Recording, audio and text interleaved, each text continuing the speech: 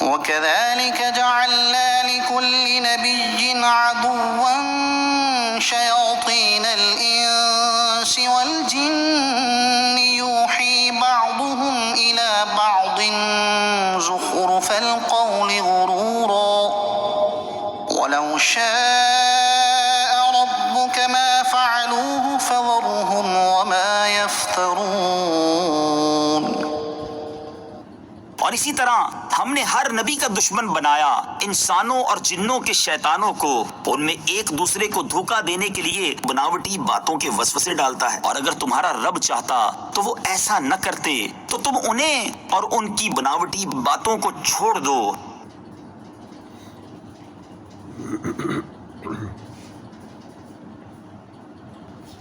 کفار مکہ کے مخالفت اور ایذا رسانیوں کی وجہ سے سرکار دو عالم صلی اللہ تعالیٰ علیہ وسلم بہت رنجیدہ تھے۔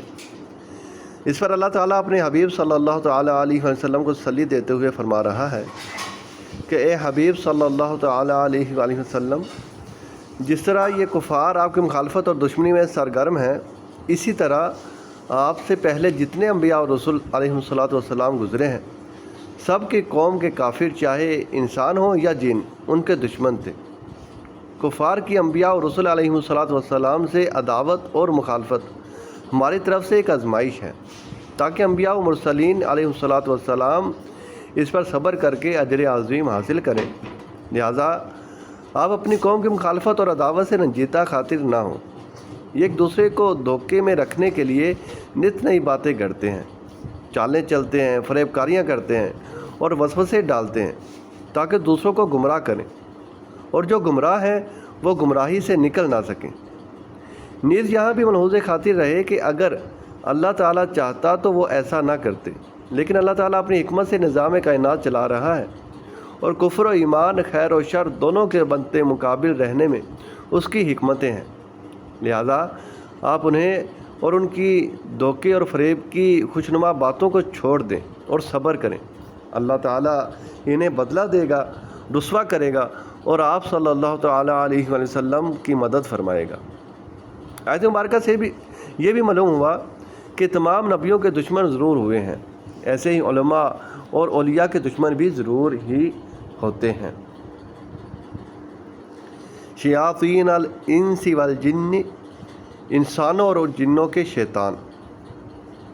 اس کی تفسیر میں علماء کے دو قول ہیں۔ نمبر ایک، جنوں میں بھی شیطان ہوتے ہیں اور انسانوں میں بھی، کیونکہ شیطان ہر سرکش و نافرمان کو کہتے ہیں، چاہے وہ انسان ہو یا جن۔ نمبر دو، جنوں اور انسانوں کے شیطان سے مراد ابلیس کی اولاد ہے۔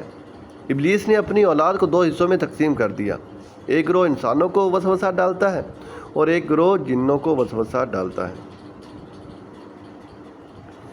اس آیت مبارکہ سے معلوم ہوا کہ جو گمراہ کن شخص کسی کو شریعت کے خلاف کام کی ترغیب دے وہ انسانی شیطان ہے، اگرچہ وہ اپنے عزیزوں میں سے ہو یا عالم کے لباس میں۔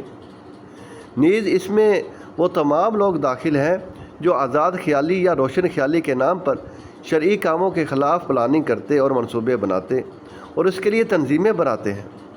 سب مسلمانوں پر لازم ہے کہ وہ ایسے انسانی شیطانوں سے خود بھی بچیں اور دوسروں کو بھی بچائیں۔ یہاں ایک نہایت اہم چیز کے بارے میں عرض کرنی ہے کہ ہمارے دور میں یہ وبا عام ہوتی جا رہی ہے کہ بھائی ہر ایک کی سنو اور تحقیق کرو، خواہ کہنے والا قرآن کے خلاف کہے یا حدیث کے یا اسلام کے۔ گویا معاذ اللہ تحقیق مطالعہ کے نام پر ہر گمراہی سننے پڑھنے کی ترغیب دی جا رہی ہے، اور اس چیز کو باہمی رواداری، ایک دوسرے کو سمجھنے کی کوشش، ایک دوسرے کے نقطہ نظر پر مطلع ہونا، اپنے اپنے خیالات دوسروں سے شیئر کرنا وغیرہ وغیرہ کے بڑے دلچسپ نام دیے جاتے ہیں۔ لیکن کیا قرآن، حدیث، دین، ایمان، اسلام میں بھی اس چیز کی گنجائش ہے یا نہیں؟ اس کی طرف کوئی نہیں دیکھتا۔ لہٰذا یہاں پر ہم قرآن و حدیث کی روشنی میں ایسی باطل تحقیق و مطالعے کا حکم شریف بیان کرتے ہیں، اور ہمیں ان جاہلوں کی کوئی پرواہ نہیں جو قرآن و حدیث کے ان احکام کو اپنی جہالت و کوتاہ نظر سے تنگ نظری اور نہ جانے کیا کیا نام دیں گے۔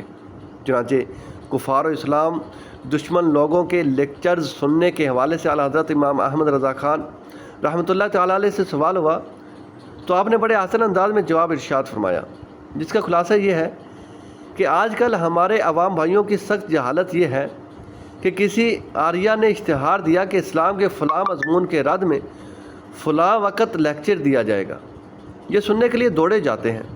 کسی پادری نے اعلان کیا کہ نصرانیت کے فلاں مضمون کے ثبوت میں فلاں وقت ندا ہوگی، یہ سننے کے لیے دوڑے جاتے ہیں۔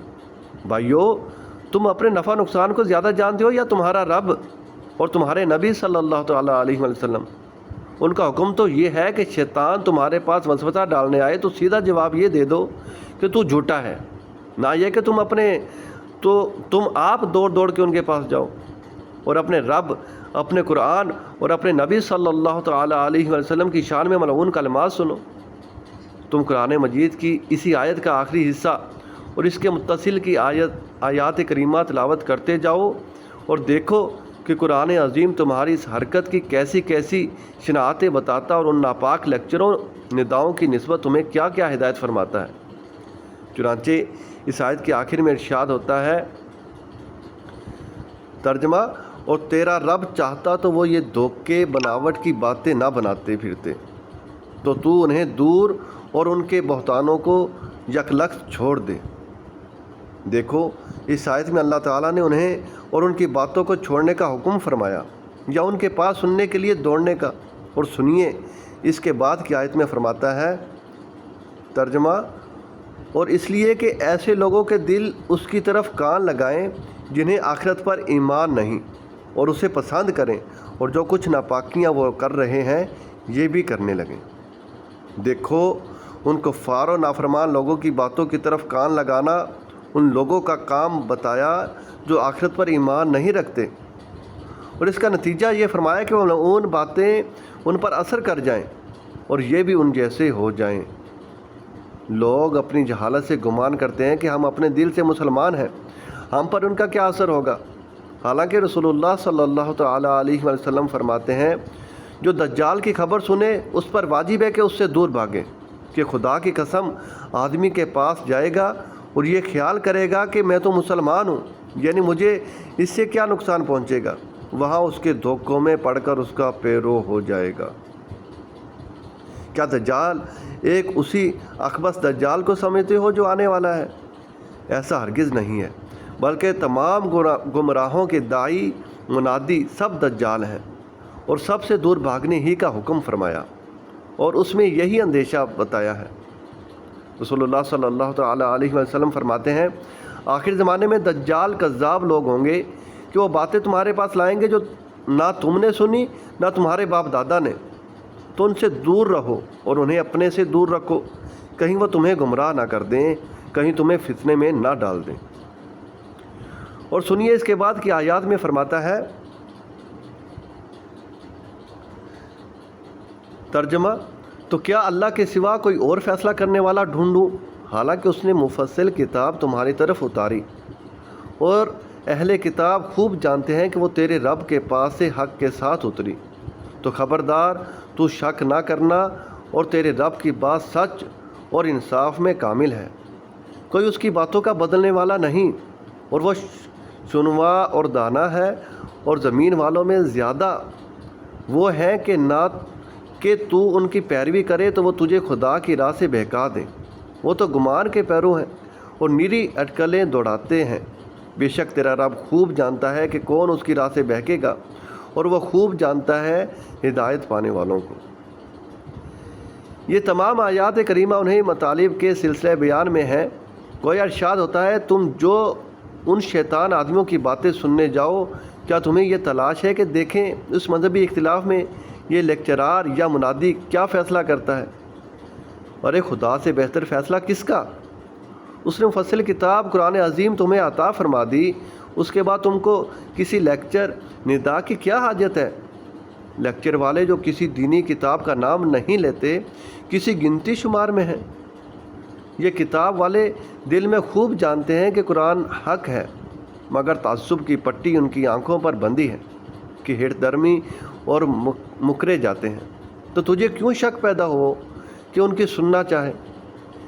تیرے رب کا کلام صدق و عدل میں بھرپور ہے، کل تک جو اس پر تجھے کامل یقین تھا، آج کیا اس میں فرق آیا کہ اس پر اعتراض سننا چاہتا ہے؟ کیا خدا کی باتیں کوئی بدل سکتا ہے؟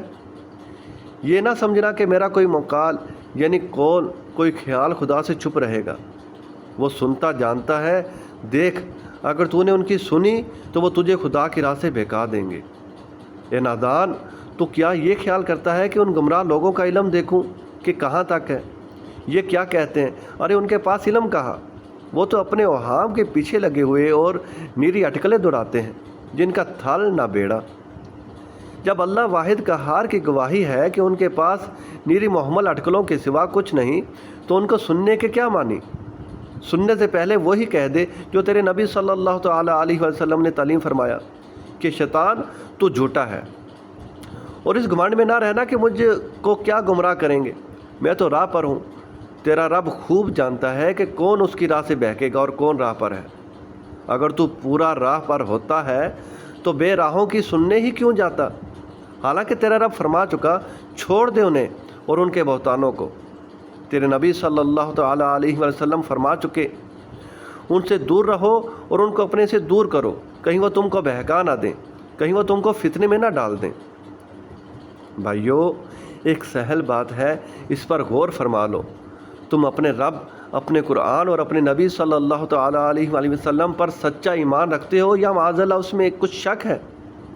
اور جسے شک ہو اسے اسلام سے کیا علاقہ یعنی تعلق؟